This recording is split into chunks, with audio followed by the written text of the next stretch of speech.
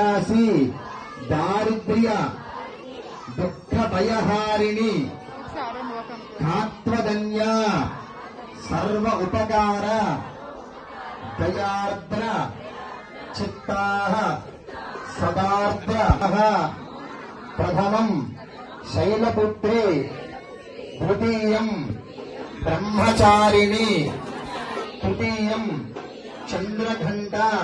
వారి యొక్క మనస్సులో నా మీద మంచి అభిప్రాయం కలిగేలా చూడు తల్లి అని చెప్పి మనం నమస్కరించుకుంటే ఆ యొక్క అమ్మవారు వారిని అనుగ్రహిస్తుందిట. అదేవిధంగా మహాగౌరీ అష్టమం, మన ఇంట్లో ఉండే పిల్లలని పెద్దవారిని అందరూ కూడా అమ్మవారు గౌరీదేవి రూపంలో 8వ రోజు మనందరినీ కూడా అనుగ్రహిస్తుంది.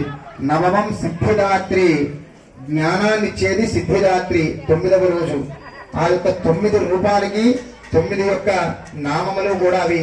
మన యొక్క పీఠంలో ఈ 9 రోజులు కూడా అమ్మవారిని పూజించుకుని అర్చించిన తర్వాత 10వ రోజు ప్రతి సంవత్సరం లాగే చక్కగా దీపోత్సవం చేసుకుని తర్వాత శమీ పూజా కార్యక్రమం కూడా చేసుకుంటాం.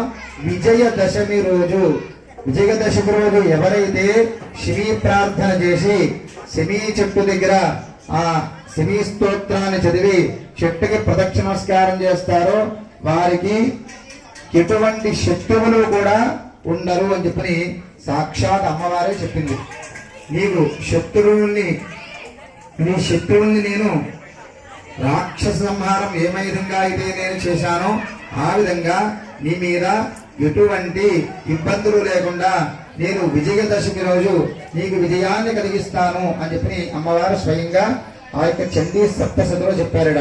అదేవిధంగా ఈ సంవత్సరం 10వ రోజు అమ్మవారికి శమీ పూజా కార్యక్రమంతో సహితంగా ఈ యొక్క వైభవోత్సవమైన ప్రతి సంవత్సరం 9 రోజులు అయిన తర్వాత 10వ రోజు ఉద్వాసన, 10వ రోజు అయిన తర్వాత ఏ శుక్రవారం మంగళవారం అయితే 11వ రోజు ఉద్వాసన చేసేవాడు. ఈ సంవత్సరం అమ్మవారి యొక్క పరిపూర్ణ అనుగ్రహమో లేకపోతే ఆ యొక్క మన యోగమో మన అమ్మవారిని సేవించుకునే రోజులు పెరిగేదో తెలియదు. ఇంచుమించుగా 13 రోజుల కార్యక్రమం ఈ సంవత్సరం మనం ఈ యొక్క అమ్మడిగా నమ్మవాడికి అన్ని తెలుసు. మనం శక్తి కొలది అమ్మవారికి నా కుటుంబాన్ని వృద్ధిలో ఉంచు, నేను నీకు పుష్పము ఫలము తోయము నేను ఏదో సమర్పించాను తల్లి, నా శక్తి కొలది నేను సమర్పించాను, నీకు ఇవ్వగలిగిన దాన్ని కాదు. నేను ఇవ్వాలంటే నీకు మేరు పర్వతం శిఖరవంత బంగారం ఇచ్చినా నేను నీకు సరిపోదు, నువ్వు మమ్మల్ని అనుగ్రహించే తీరికి. అందుకని చెప్పని నేను నీకు సారి సమర్పిస్తున్నానని చెప్పని అమ్మవారికి ఏ రోజు సారి సమర్పించుకోవడం అనేది మన యోగము. అందరూ కూడా గుర్తుపెట్టుకోవాల్సిన విషయం ఏంటంటే నేను ఏదో మీకు అవకాశం ఇస్తున్నానని చెప్పి అమ్మవారు మనం అనుగ్రహించింది. ఎందుకంటే ₹1,00,00,000 ధనం ఉండి మెల్లో పెద్ద కాసులు పేరు వేసుకున్న అమ్మగారు కూడా బయటకు వచ్చి అమ్మవారిని చూడలేదనుకోండి, అమ్మవారిని ఆవిడ బోర్డంత ధనం ఉంది, బంగారం ఉంది, ఓ పెద్ద బంగళా ఉంది, 50 లక్షల కారు ఉంది, కానీ అమ్మవారి దగ్గరికి రాలేదు. ఎందుకు రాలేదు? ఆవిడకి ఆరోగ్యం లేదు. మనకి ఏమిచ్చాడు? అమ్మవారి ఆరోగ్యం ఇచ్చింది, భాగ్యం ఇచ్చింది, సౌభాగ్యం ఇచ్చింది, చూసే యోగం ఇచ్చింది. ఈ యోగాన్ని అందరూ కూడా వినియోగించుకోవాలి.